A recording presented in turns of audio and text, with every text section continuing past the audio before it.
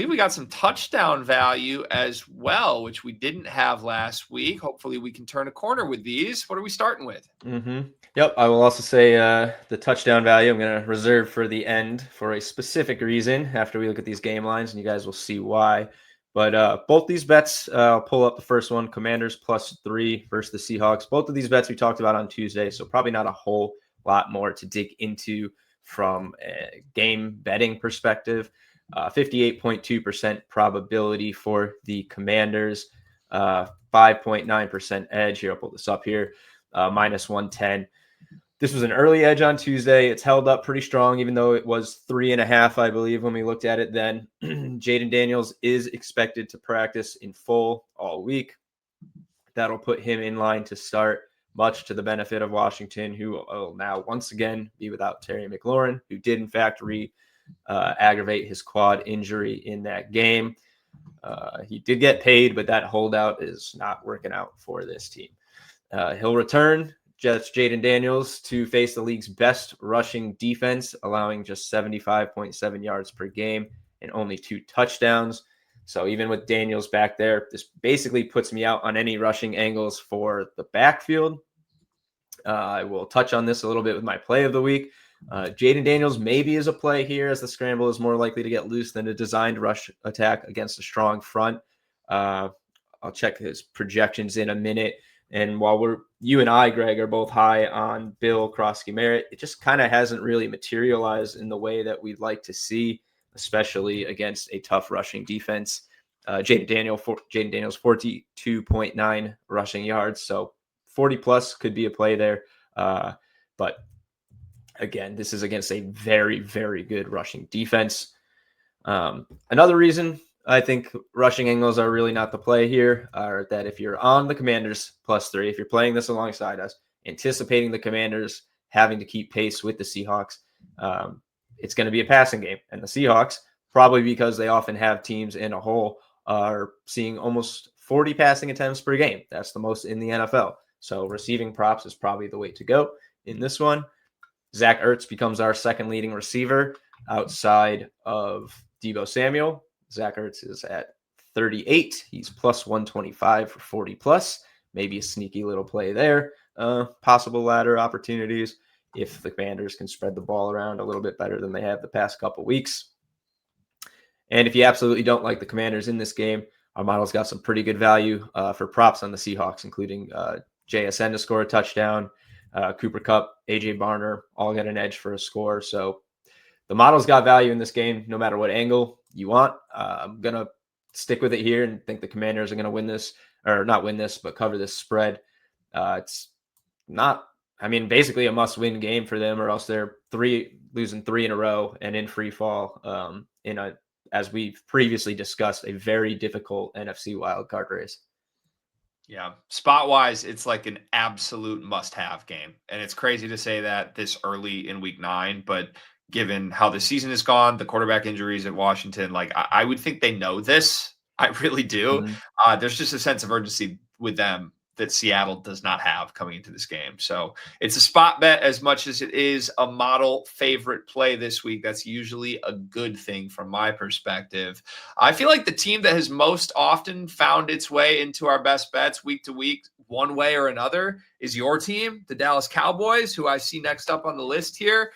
Win by a field goal is the task at hand, -2.5 against the Cardinals. They're going to do it. Yeah, well, they do keep finding themselves in here. I promise it's not my personal bias, as the numbers are the numbers, and you can see them in front of us. If I were burying a bunch of 60% probability spreads to feature the Cowboys, I was a true sicko. But I am not. It's simply what the model has, and it's worked out for the most part. Not last week, so we and the Cowboys are looking for a bounce back. Kyler Murray is expected to be back in this game. He's in our projections at 241 passing yards, 36 rushing yards. Would be a season high in passing for him. Not surprising against this defense. About his average for rushing. Not a lot of prop lines out there right now, given Kyler Murray's status is technically up in the air. You could find Marvin Harrison and Trey McBride, but outside of that, you pretty much got to wait and see. I'm going to side with this one as far as the line's concerned. We've talked about the Cardinals defense not really showing up against better offenses. Cowboys haven't had back-to-back bad games anyway. They played much better at home. While we know the underdog has been covering a lot in Cowboys games, this one just kind of feels a little bit different given the scenario both these teams are in. The games are coming off. The real kind of influx nature of the Cardinals backfield, as we talked about on Tuesday. But if you're looking for some prop angles, it's the receivers against the Cowboys, right? It's pretty much every week we talk about this. Like I said, you'll have to wait for the lines, but if you don't want to wait, probably a big Marvin Harrison game in the cards. Cowboys can't cover anyone deep. He hasn't really had that, welcome to the NFL game this year. But this is as good a spot as any, unless you're playing the Bengals. Trey McBride missed out on tight end day. He tweeted about it. He's probably pretty hungry, so I wouldn't be overlooking him. Yards are probably going to be a little pricey, so maybe play something early or look at his touchdown probability. And if you're looking for the secondary targets, in the receiving game, Michael Wilson is our top projected receiver for the Cardinals there. 26 receiving yards, 23% TD probability. Same yards as Zay Jones, but about 4 or 5% higher for a touchdown. Take that for what you will. But yeah, as far as the game line, I'll take the Cowboys in this one. But prop wise, it's all Cardinals for me. Yeah, that's the same with me. I think the Cowboys win the game. I mean, it's kind of going against the trend we've talked all year about take the underdog and take the over, but that came to a screeching halt last week after the underdog didn't cover in a Cowboys game. So I don't feel like I need to keep betting it anymore. I do want to keep betting the overs because everybody scores in every Cowboys game ever. That's how this works.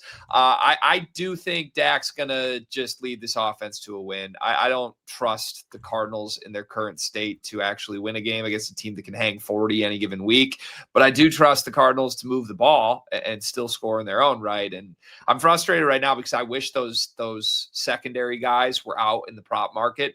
I just want to finalize those and get them on the show. Quite frankly, from a selfish perspective, I wish I could make my personal plays something Cardinals related this week, but it's probably going to be those receivers you just mentioned, the Michael Wilsons of the world, maybe even like a Greg Dortch, something way down the list here from the secondary targets. Yeah, the fantasy crazies out there know all about Greg Dortch, and this would be the game for him to resurface on prime time. Yep. All right, let's shift to the TD prop here, and you'll see why I saved it for last, because it's a little bit of a ladder. Josh Jacobs touchdown ladder. We have an edge on him to score not 1, not 2, but 3 touchdowns. 62.2% probability for 1. 25.4% for 2, 7.5% for 3. All of them get an edge, all at high value, noted by the flame signal. He's a tutty threat, meaning he's over 50% probability to score. That's why you see both signals on his anytime touchdown prop. Limited in practice on Wednesday with the calf, but wasn't out of practice, just limited. We'll keep an eye on this.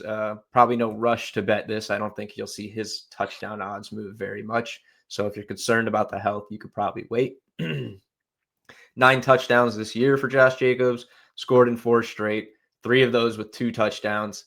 Panthers just allowed a career day to James Cook with 216 yards and 2 scores. 3 rushing scores to the Patriots, 2 to Daniel Jones.